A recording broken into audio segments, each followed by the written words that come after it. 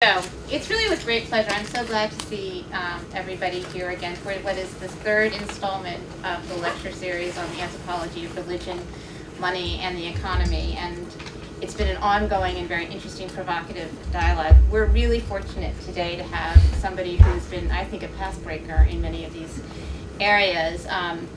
Professor Hiro Miyazaki, who is at Cornell University, has been incredibly prolific. And we were talking earlier, and we first met when he actually, it was you and several other people were on a panel in about 2000 at the anthropology meetings putting on, talking about what an anthropology of finance would be like. And he's gone on to do some spectacular things, including numerous fellowships, numerous publications, of which I'm just going to tell you the most recent. In 2004, and I suggest that you read it if you haven't, you may in your classes already, The Method of Hope, Anthropology, Philosophy, and Fijian Knowledge. And then he has two interesting books coming out. One is under contract with the University of California Press, Arbitraging Japan, Creators as Critics of Capitalism, which I can't wait to read. And the next one is a edited volume, which is called Hope in the Economy, as the title of the talk today is. And that's being done with Richard Sweetberg. So we look forward to that, and we thank you for coming, and we'll talk for about 45 minutes to an hour and then open it up to discussion. And I hope that everybody will then walk with us over to the Berkeley Center, and so we can have a buffet dinner and have a more informal continued conversation. Thanks. Thank you very much, Marisa, for the generous introduction and also for inviting me here. And thank you, everyone, for coming. Being here actually has a little bit of a sentimental kind of side to it. I don't want to go too much into kind of my personal history, but I was educated at a couple of Jesuit institutions back in Japan, and some of my teachers were graduates of Georgetown, and I knew quite a few people from this place, and I was always looking forward to visiting your university. So thank you for bringing me here. The title of today's my lecture today is Hope in the Economy, Thoughts on Substance and Belief. Instead of my starting kind of reading my kind of rather awkward paper, I'd like us to kind of start with our new sort of eloquent leader. This is the final part of his acceptance speech. America, we cannot turn back. We cannot It's hard to hear. In this moment, in this election, we must pledge one step to march into the future. Let us keep that promise, that American promise, and in the words of Scripture, hold firmly, without wavering, to the hope that we confess. Thank you. God bless you. Sorry, the sound is not really good.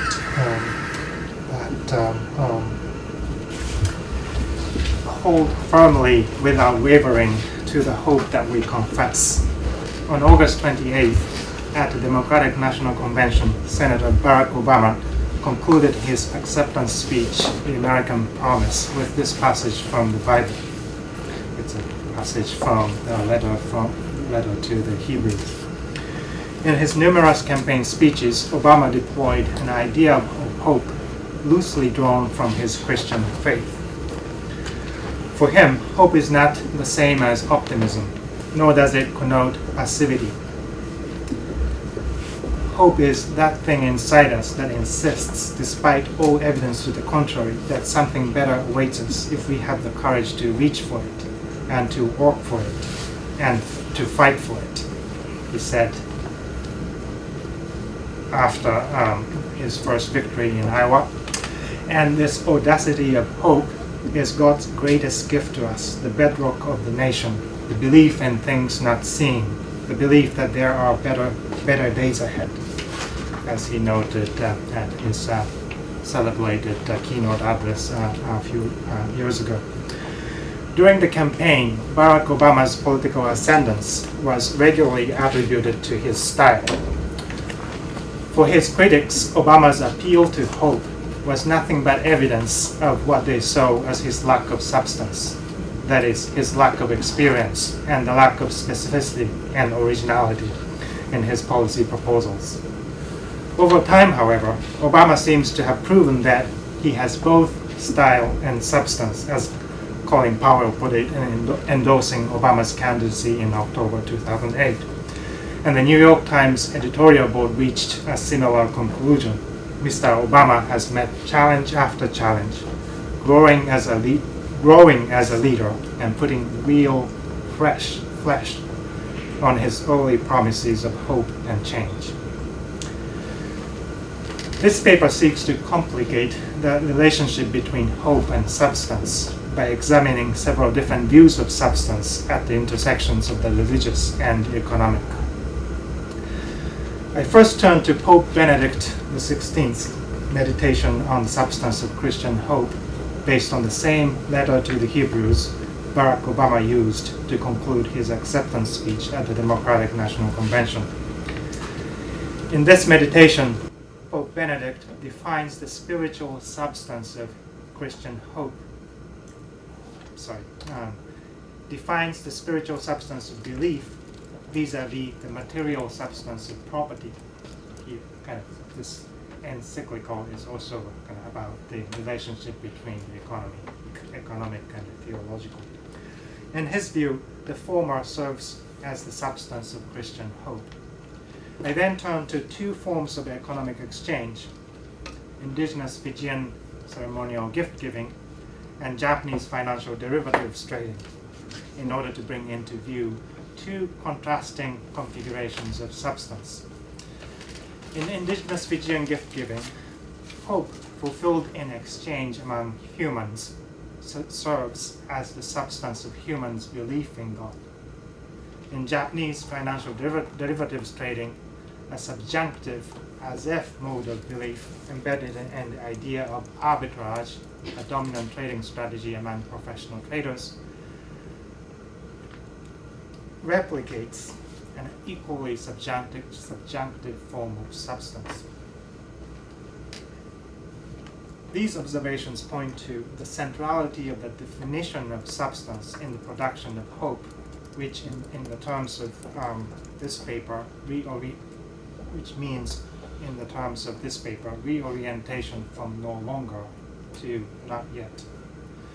I analyze the simultaneously generalizing and personalizing quality of Barack Obama's notion of belief as a defining feature of the particular aesthetic of substance that underlies his campaign of hope. The first section is called Faith as Substance. Faith is hope, Pope Benedict XVI proclaims in his second encyclical, Spe Salvi, on the nature of Christian hope. This encyclical was published in November 2007. In this encyclical, Pope Benedict draws attention to the long-standing theological debate about the meaning of the following passage from the letter to the Hebrews. Faith is the substance of things hoped for, the evidence of things not seen. According to Pope Benedict, the focus of this debate is the original Greek term hypostasis, which is here translated as substance, following the Latin translation of the line substantia. Pope Benedict presents three different approaches to the substance of faith. In Thomas Aquinas' conception of faith as a habitus, that is, a stable disposition of the spirit through which reason is led to consent to what it does not see, Pope Benedict points out that through faith there are already present in us the things that are hoped for. In contrast, in his German translation of the same passage, Luther puts it as follows: standing firm in what one hopes, being convicted of what one does not see. standing firm in what one hopes, being convinced of what one does not see. In the Pope's view, Luther's translation introduces a new dimension to this debate, a subjective notion of faith through the idea of conviction, which is lacking, in his view, in the original Greek word elenkos, used in the second half of the passage. Elenkos means a more objective notion of proof, evidence. Finally, in a currently widely shared theological view, faith is not merely a personal reaching out towards things to come that are still unseen. It gives us something. It gives us even now something of the reality we are waiting for. And this present reality constitutes for us a proof of the things that are still unseen. So that's the kind of position Pope takes in terms of this particular passage. Pope Benedict extends his discussion of the substance of things hoped for to the Greek term hyparokonta, that is, property, as contrasted with the better things in heaven, that is, hypostasis of faith. For Christians, in Pope Benedict's view, faith as substance replaces earthly possessions as the foundation of their lives. This part of the encyclical actually was originally developed in a separate paper he published 20 years ago in terms of the Franciscan tradition of poverty. This means that Christians live their hopeful lives with patience and perseverance, but with renewed certainty. Faith is the expectation of things to come from this perspective of present that is already given. It is a looking forward, this is the Pope's language, it is a looking forward in Christ's presence. In other words, the substance of Christian faith, a Christian hope, resides in an active waiting for the future that has already arrived. He says, faith draws the future into the present, so that it is no longer simply a not yet. This is most interesting formulation of the temporality of hope. In proposing this formulation of the temporality of hope, however, I wonder if Pope Benedict perhaps has in mind Ernst Bloch's preoccupation with the not yet consciousness in his philosophy of hope.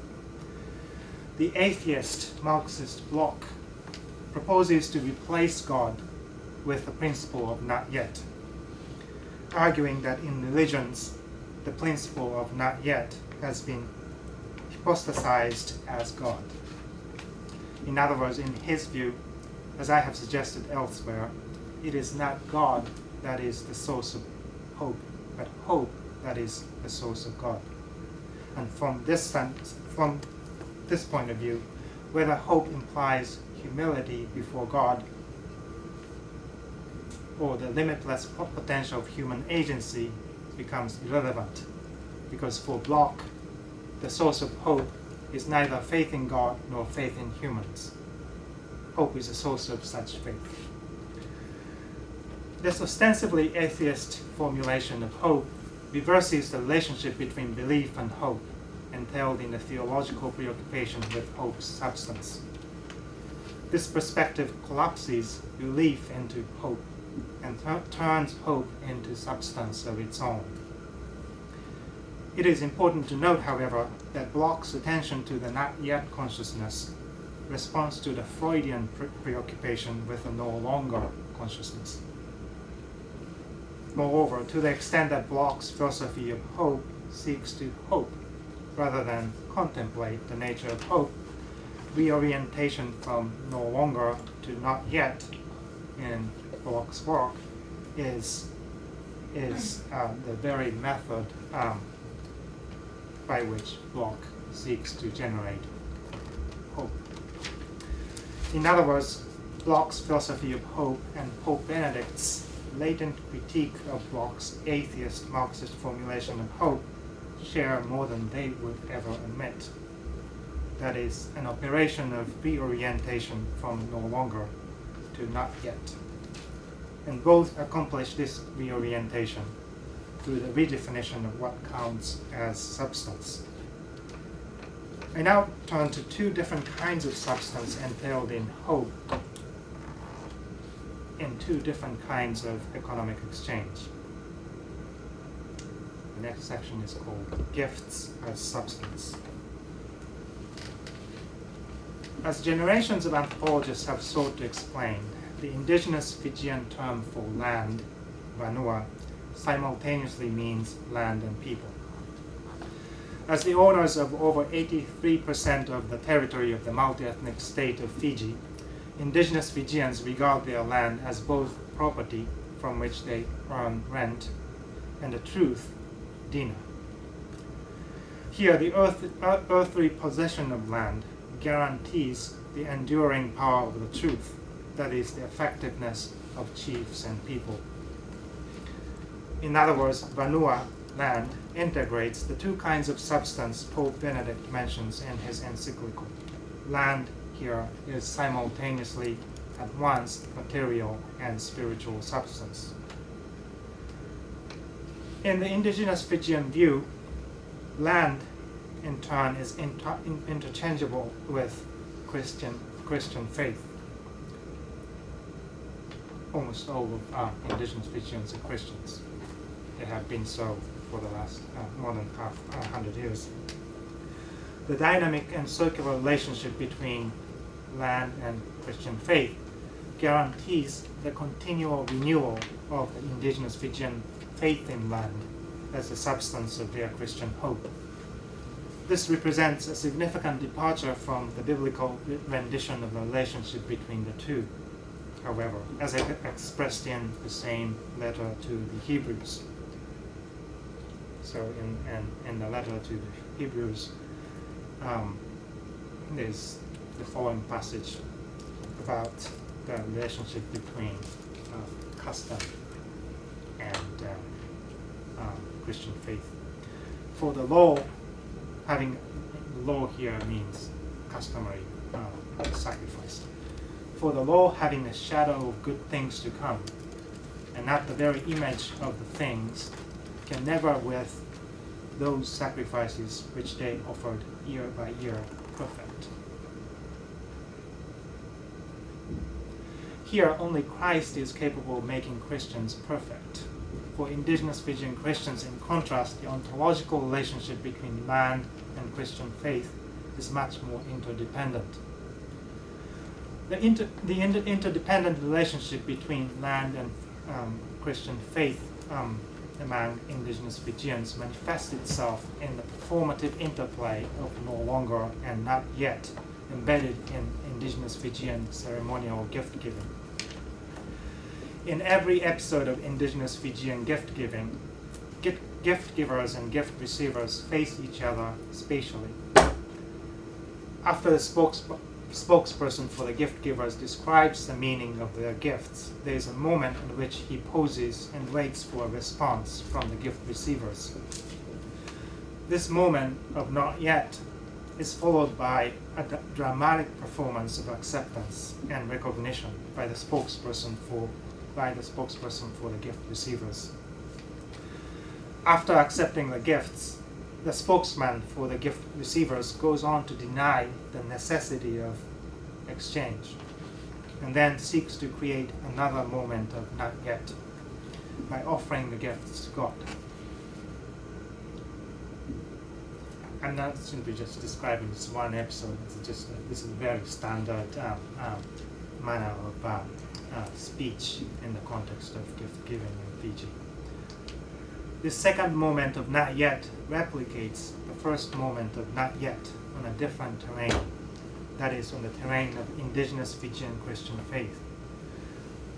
The reorientation of no longer to not yet in the second moment of not yet is temporarily stretched to the extent that ritual participants do not expect God's blessing to be granted immediately. They don't expect God to reciprocate immediately. But it also contains an echo of the fulfillment of the first moment of not yet, which I suggest gives the second moment of not yet a real sense of anticipation. The structure of this anticipation resembles what Pope Benedict has alluded as a kind of temporality that is no longer simply a not yet, except that indigenous Fijian Christians seem to achieve it through the replication of the hope entailed in the gifts among humans in humans' exchange with God. The next section is called As If Substance. So we turn to finance. Arbitrage, the most important theoretical construct underlying modern financial economics, and a widely practiced trading strategy, contains an analogous reorientation from no longer to not yet. But the reorientation is achieved in a subjunctive, as-if mode of engagement with the theory of arbitrage and also the practice of arbitrage. This part is kind of difficult to explain. I will try. Arbitrage is a trading strategy that seeks to make profits from differences in the prices of a single asset. Asset means a stock or commodity, etc., in two different locations. So, if the price of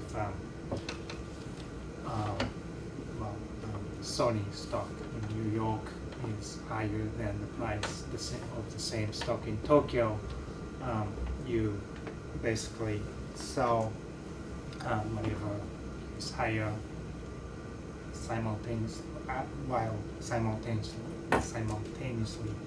buying whatever is lower.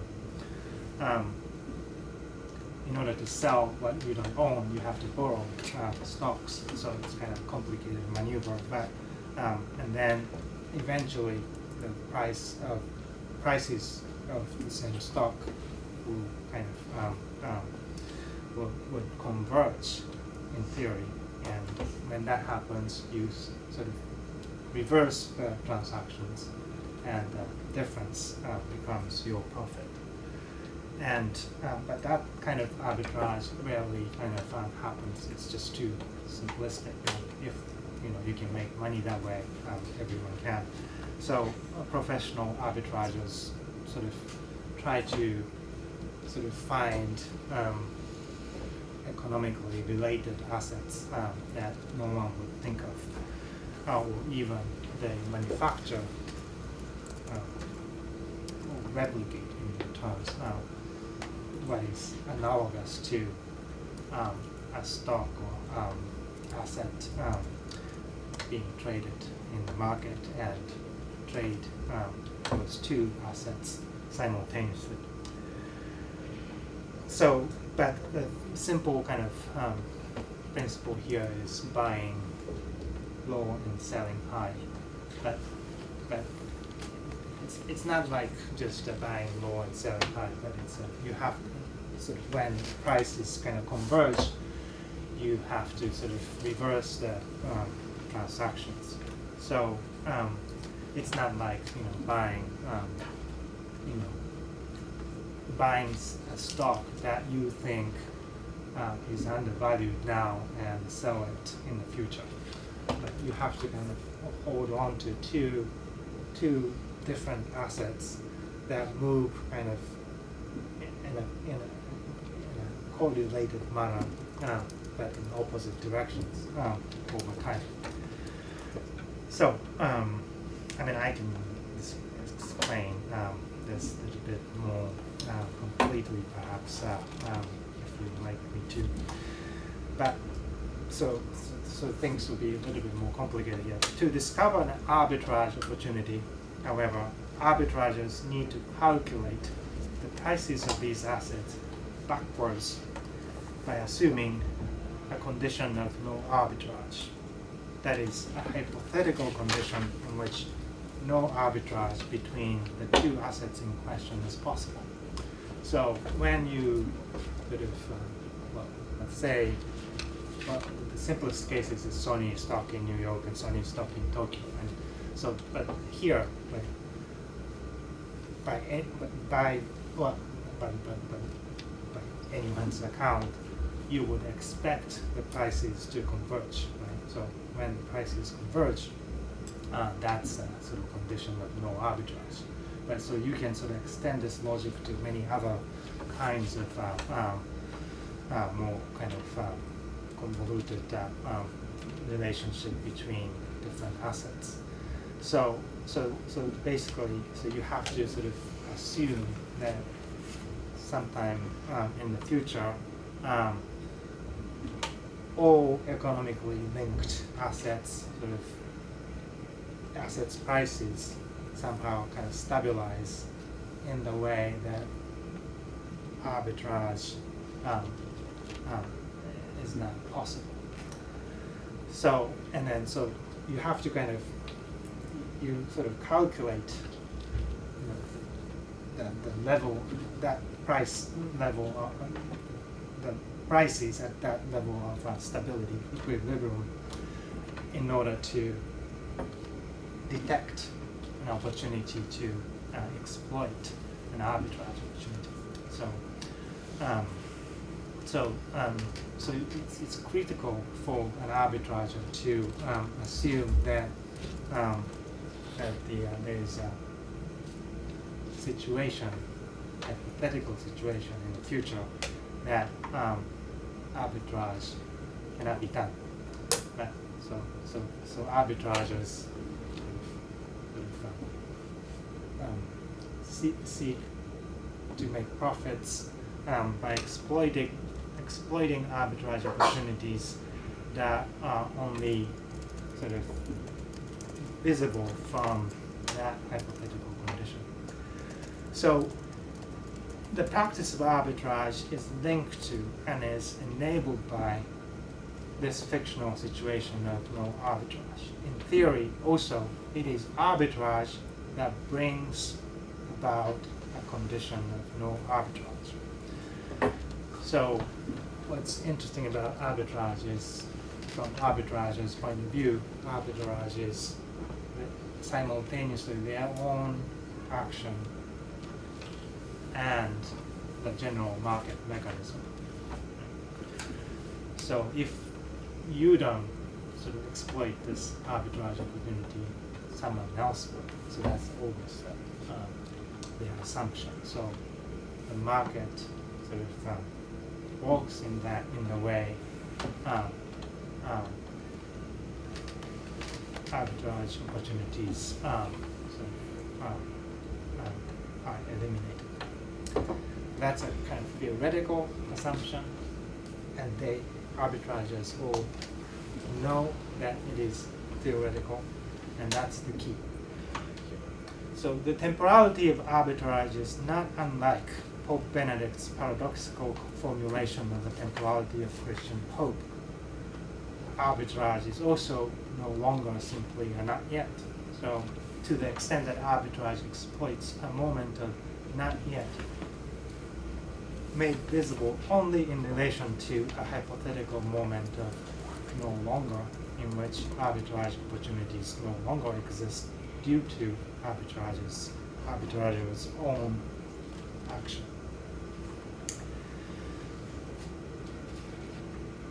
In financial economics, as well as in financial markets, arbitragers are distinguished from speculators.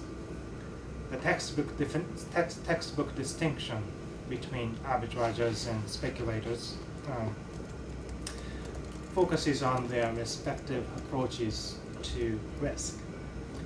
Speculators, in theory, seek to make profits by taking risks and betting on their own view of the future direction of the market. In contrast, arbitragers seek to take riskless profits. In theory, arbitragers are simply spotting and exploiting arbitrage opportunities. Therefore, their profits are not supposed to depend on the correctness of their view of the future direction of the market. So, arbitrage opportunities are disappearing due to arbitrage. So that's just an assumption. So, and that's not prediction. Okay, that's the textbook distinction. However, my ethnographic study of Japanese arbitrageurs shows that the textbook distinction does not hold in practice. Well, this is perhaps not very surprising, but the way it doesn't hold is somewhat surprising. So, well, to begin with, no arbitrage is risk-free, riskless. So that's not really surprising. It would be ridiculous to think that one can make riskless profits in the stock market. Yet arbitrageurs insist on the importance of the distinction between arbitrage and speculation. In their view, however, the difference does not lie in their approach to risk. Rather, it lies in the character of their belief. That's the term they use. From arbitrageurs' point of view, speculation is based on a faith-like commitment to one's prediction. In contrast, arbitrage refrains from entertaining such belief or making such a commitment. They are ambivalent about the idea of arbitrage and the theoretical assumptions that enable it. They only half-heartedly believe in arbitrage and the work it does in the market. In their view, arbitrage is an as-if construct. But from their point of view, the possibility of arbitrage rests on a delicate balance of belief and skepticism, belief and doubt. They say arbitrage works or seems to work as long as you believe in it. Like the operation of arbitrage, arbitrage's belief is kind of circular. So as long as you believe in this condition of arbitrage, it seems to be working. And they know that that's the way they have to operate. But they don't. But at the same time, they know that this is purely hypothetical, fictional construct. But the critical thing is, it seems to work in most of the times, and until things like a financial crisis happens. So, in my view, arbitrageurs' ambivalence about their own work, or the concept of arbitrage, is critical to the way they are able to continually engage in arbitrage. The daily oscillation between belief and doubt in the practice of arbitrage, in this oscillation is even, I would say, demanded by this idea of arbitrage, enables arbitrageurs to see simultaneously both a condition of no arbitrage and arbitrage opportunities here and elsewhere in the future. This simultaneous viewing of no longer and not yet replicates the way the idea of no arbitrage preconditions and enables arbitrage operations. If in indigenous Fijian gift giving, the reorientation from no longer to not yet is achieved through replication of substance from gifts to humans to gifts to God. In arbitrage, the reorientation from no longer to not yet as a critical step in an operation of arbitrage is achieved through the circular logic of substance. That is the notion that as long as one believes in arbitrage, it works, an associated ambiguation of belief and doubt about the idea of arbitrage itself. So they both believe in and skeptical about this idea and the whole operation, but they see kind of the substance of their half-hearted belief in the way the subjunctive mode of trading works, as long as they believe it. The production of hope is reorientation from no longer to not yet, in all these examples, is predicated on the redefinition of substance and associated redefinition of belief. Pope Benedict replicates the substance of property in belief.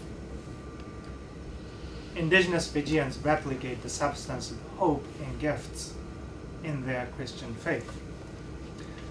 Japanese arbitrageurs replicate the as-if substance of the theoretical construct of no arbitrage in their subjunctive belief in the idea of arbitrage.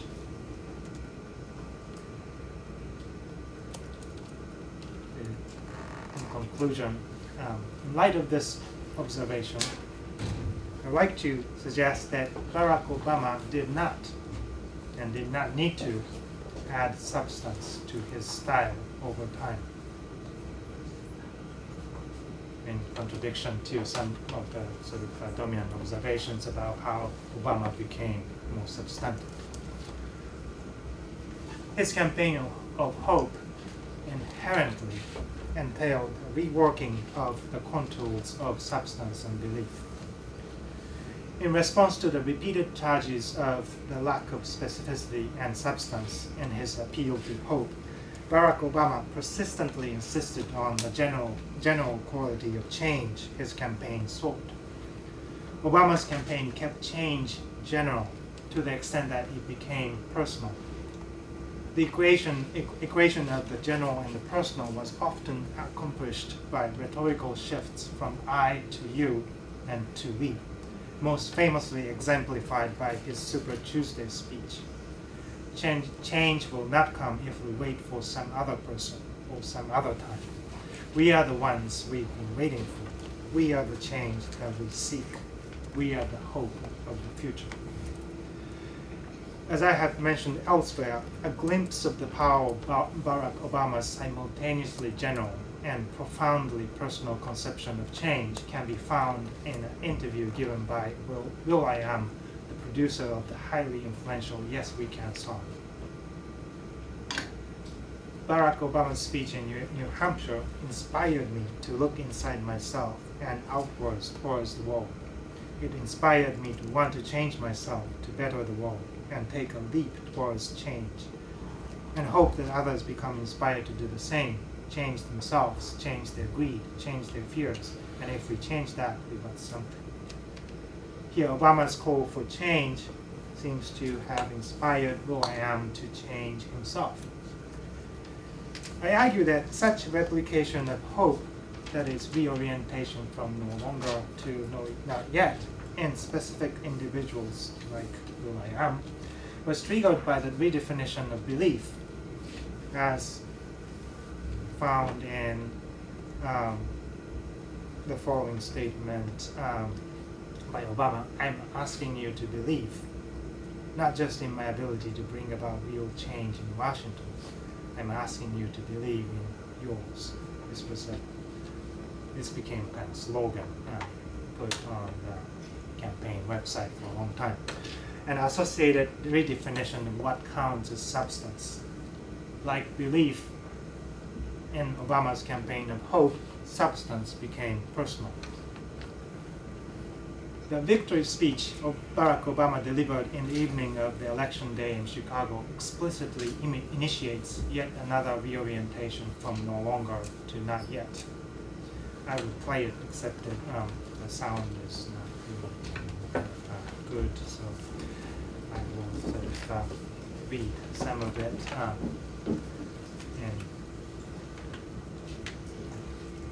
This victory alone is not the change we seek. It is only the chance for us to make that change. In proclaiming that while we breathe, we hope, at the end of this speech, Obama brings into view unyielding hope, that is, persistent commitment to reorientation from no longer to not yet, as one of American virtues parallel to democracy and liberty. He says, that's the true genius of America, that America can change, our union can be perfected. And what we have already achieved gives us hope for what we can and must achieve tomorrow. As they listened to Barack Obama that evening, many people cried. But I do not believe they cried simply for his style or substance. In crying, they became the substance of their own hope.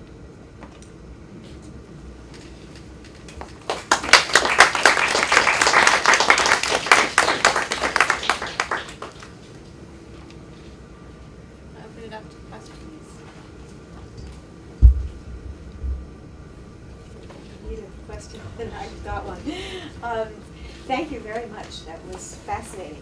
In a way, it was like we were inside a Zen koan of analysis. But I seriously am wondering if you could go back to your Fiji work and capture some of the things that we learned from your Japanese work, and talk a little bit about whether there's any skepticism in that process that you were describing of the ceremony and gift exchange. So where do you see skepticism in that context or in Fijian culture?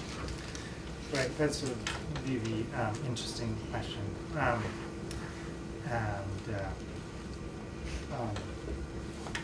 Skepticism certainly exists, but not in the context of gift giving itself, but all sorts of things happen after gift giving, and the meaning of gifts is not always unstable, and gifts are ostensibly accepted in almost every single episode of gift giving, but there are lots of various consequences retrospectively kind of discovered. I would say skepticism is the given condition of sort of starting kind of point of ceremonial gift giving, and so it's kind of I could sort of say that gift giving is not dissimilar to the subjunctive sort of mode of engagement you can see in arbitrage. So in the sense that the ritual speech sort of carefully demarcates this moment, which is different from everyday life or everyday temporality, which is always sort of multi-directional. But I kind of hesitate to do that to the extent that partly because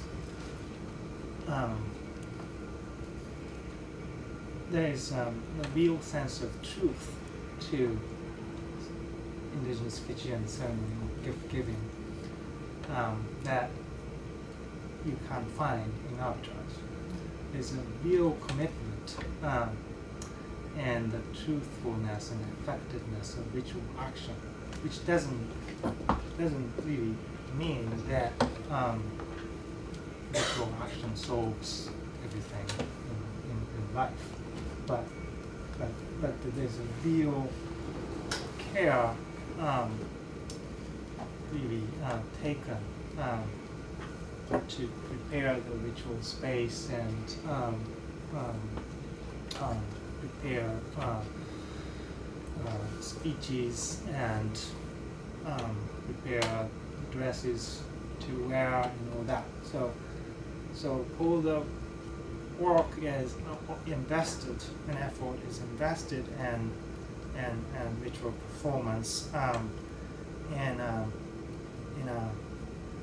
really astonishingly in a sort of sincere and truthful manner. I don't know. So there's something about that. The real commitment to giving as a sort of truthful and effective sort of action that makes me feel that there are slightly different things going on and giving an arbitrage. But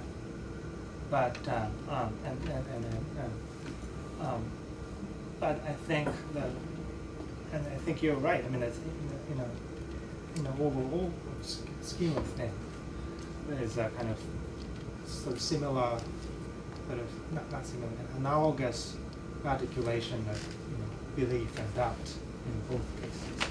But it's not quite the same degree It's of not the same, oscillation. right. Maybe that's Yeah, the way to put it. yeah.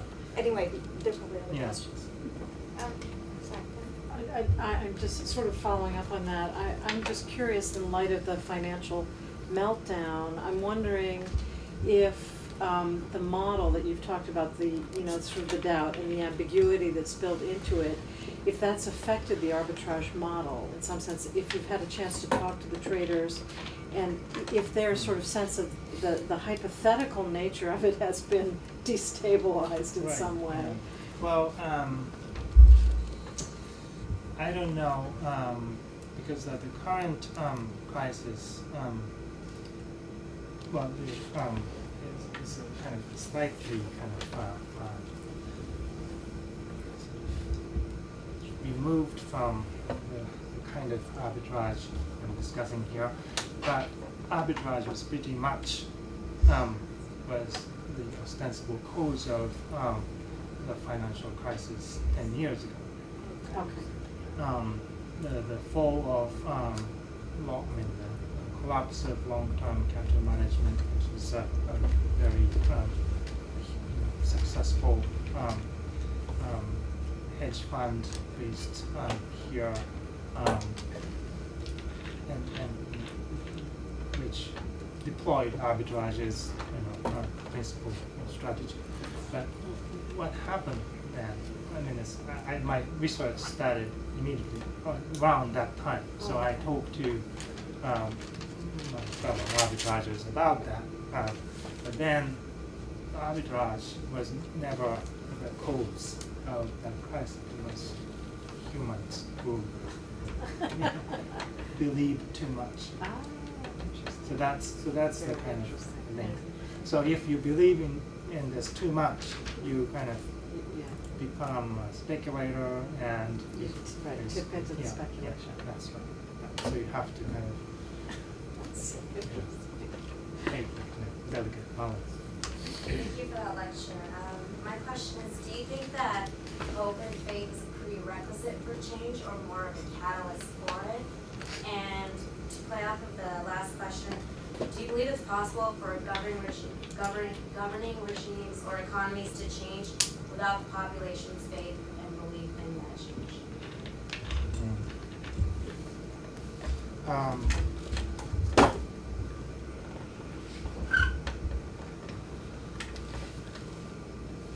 That's a kind of very big question. I think when I say hope, or the way I define this category hope, it's perhaps kind of a little bit sort of peculiar, that it's really about sort of kind of reorientation. And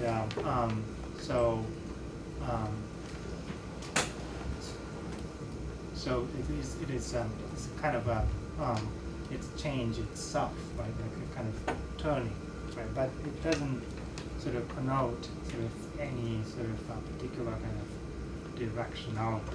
Right? So it's not really about changing this and that, right? So what really fascinates me about Barack Obama's campaign is that he was accused of not being specific throughout, and when he tried to be specific, the content was not very specific and also quite conventional. But what seems to have worked was precisely this the way the generality of his idea of change or hope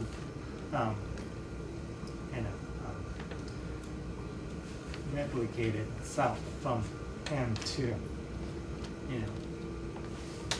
lots of people, and lots of people, I guess, I don't know, I mean, this is not really based on empirical research here, so I don't know if it's possible to do empirical research on this kind of thing, but like it's, I think,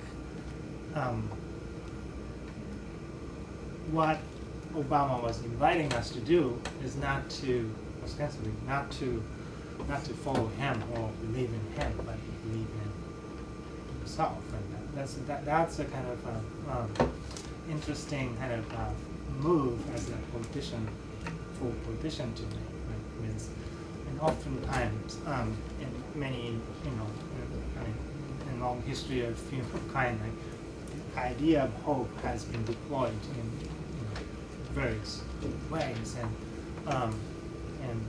often I've been, when I started studying hope, people were skeptical because some people associated this idea to Christianity to begin with, but also Nazism or other kinds of things that happened, all this kind of tragedy that happened as a consequence of certain politicians' deployment of hope as a device to sort of mobilize people. But those hopes had sort of a specific content. And what's interesting about Obama is that there's no specific content. That's really not the point. And so change, if change is happening here, it's not the kind of change probably you can sort of completely sort of detect. And it seems Obama is okay with that. And that's a kind of, sort of interesting phenomena I like to sort of think about. And I think I answered some elements. I'm just sort of interested in sort of the production of such an orientation and sort of how one traces that historically to various processes or moments, even in the potential larger biography of Obama himself, right? So it can sort of have a larger trace or flows to produce that. And then I'm also wondering, I mean, I'm struck by the way in the Fijian ritual of gift giving, there are a series of different kinds of moments that sort of build on or reiterate one another. And if one could then think about sort of how did this, I don't like necessarily saying that there's a ritualistic dimension to Obama's campaigning, but of course there is in the sort of re-evocation and all these kinds of things. So if you had to sort of explain it as a larger phenomenon, of reorientation in a much more communal or nation way, how would you think that? And my last question, which they're all sort of tied in together, is then sort of where do you, this is a larger question, and probably maybe I should put all three together, but the third is sort of, if there is a production of a kind of reorientation, then how do you see, as an American cultural anthropologist, for me, I'm interested in how do you see sort of it taking manifest in other forms and products and notions of personhood transpiring as we sort of move along? Other than that, I have no questions. Yeah, I think there's something to, I mean, all these examples. They sort of pull together. Though. Right. All these examples, kind of ethnographic and otherwise, I have thought about in writing this paper, point to really a similar kind of pattern. I think it's really about quite explicitly replicating something from one kind of thing to another. Right? So that's kind of Obama's case, and then if you examine his speeches really carefully, when it comes to hope, it's all, almost everything is lifted from the Bible. And but so it's easy to say that Obama is just reproducing Christian hope. But what I wanted to point out was there's something lacking here too. It's something he is omitting, something he doesn't really sort of make explicit, and that's actually consequential in the production of the orientation. So and I often sort of, 'cause when you write about hope, you sort of have to engage with theological writings on hope, and I find it really difficult to engage and sort of engage them because there you have to share faith in Christ. I mean, and that's okay, perhaps, but I kind of sort of I'm still kind of an anthropologist, and I'm sort of trying to kind of walk. My interest in hope is not sort of always. Questions here. Okay, my interest in hope is sort of primarily kind of philosophical and anthropological, and so I don't want to sort of resort to, for example, kind of Christ. I have problems with the way theologians sort of resort to Christ as the source of Christian hope. And then, but what's interesting is Obama doesn't really, obviously he doesn't. If he does, it's going to be really problematic. But so he doesn't really talk about Christ, right? And that's actually quite consequential, and that's very important. He's sort of replicating, right, Christian hope without the explicit expression of faith in Christ and this sort of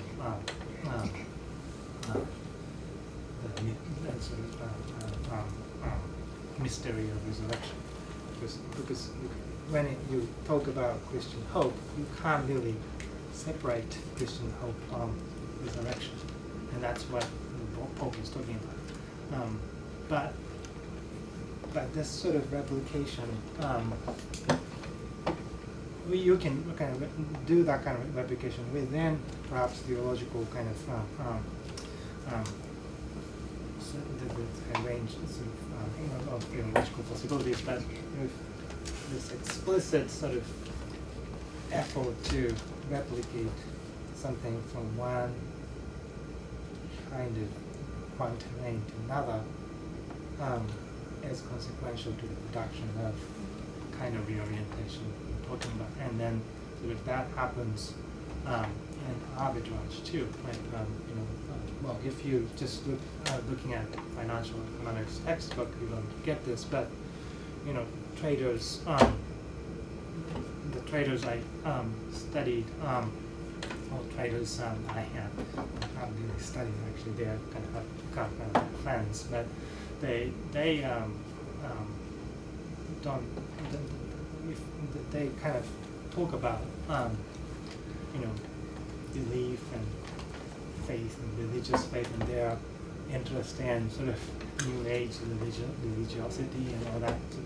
So all these things are not really explicitly connected. They don't really, apply arbitrage, in their life in that sort of direct way. But there's something really interesting that's sort of happening in their sort of effort to sort of understand their work in terms of the nature of belief.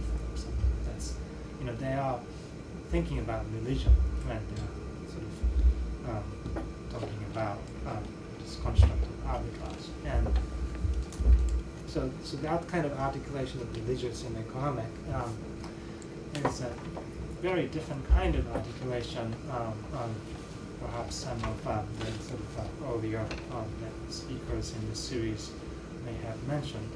So there's nothing really spectacular about it, right? It's all nothing kind of sort of transgressive about it, but it's a sort of really subtle kind of replication across different domains. Seems to be quite instrumental in the production of hope and reorientation. And I now can't remember the. That's okay. Ken? I just have a question. Since Obama's message is so closely tied. So that aspect of the campaign, I think we need to kind of expand the scope of our analysis considerably. And the success of his campaign cannot be reduced to his use of hope, the concept of hope. And I haven't really done a kind of a thorough analysis of the whole, so-called phenomena. But this sort of Muslim thing,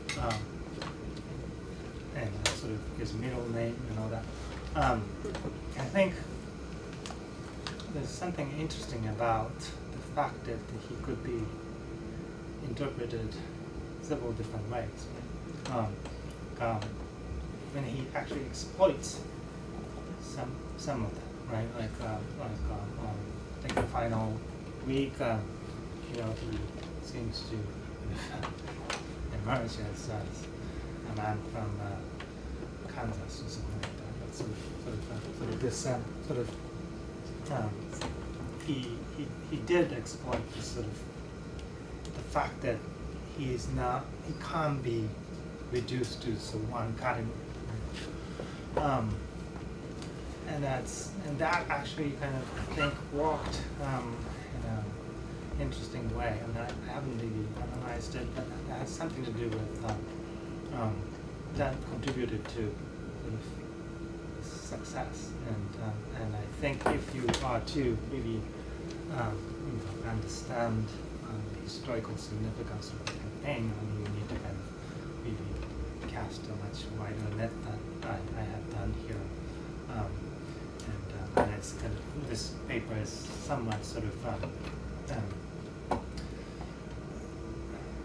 strange as an anthropological paper, like it moves from one context to another, but that's sort of the kind of experimental sort of anthropological thinking I'm trying to do, sort of seeing sort of subtle differences and sort of technical sort of configurations of something, in this case substance and belief, across completely different, unconnected context, historical and ethnographic context. And I'd like to see what emerges out of that sort of line of thought, but that doesn't really necessarily foreclose much more in-depth and richer analysis of Obama. And so appreciate the question. We have a lot of students here, and some of whom are in Introduction to Cultural Anthropology, so just to sort of bounce off of your last question, I wonder if you can talk about sort of, we've been talking, we started off with Morgan and Malinowski and sort of getting to the more present kind of anthropology, and so wondering if you can talk about, you talk about being experimental and sort of what you're doing and how it goes, the extent to which you see yourself doing anything that's quote unquote classically or traditionally anthropological, and that is much more of and what is a shift and what is more experimental and what is new, to give them a sense of where you're situated, because I think you started to. Right. Yeah. I think right, and I think anthropology, was up until sort of very recently was preoccupied with the question of self and other, and sort of human universals and cultural specificity and those kind of questions, and sort of anthropology has been sort of really about understanding others and the question of whether that's really possible or not. But I think this current sort of very sort of shared sense of the world kind of globalizing. That doesn't mean that the world is becoming sort of one or the same one-dimensional. On the contrary, lots of new kinds of differences emerging. But globalizing in the sense that the new kinds of connection and relationship. I think emerging, and anthropologists are increasingly attracted to those connectivity. I think, I was just talking to Peter Redfield, who is developing a large project on humanitarianism, and